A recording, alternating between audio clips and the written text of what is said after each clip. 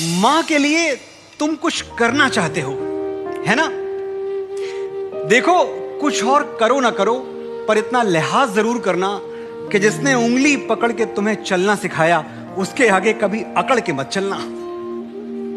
जिसने तुम्हारी नैपियां बदली हैं उससे कभी नजर मत बदलना।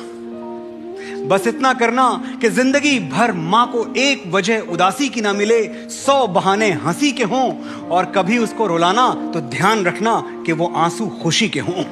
वाह वाह वाह वाह वाह। हम मां के जितना तो कर ही नहीं सकते, ये सच है। वो तो आज भी यशोदा बन जाएगी।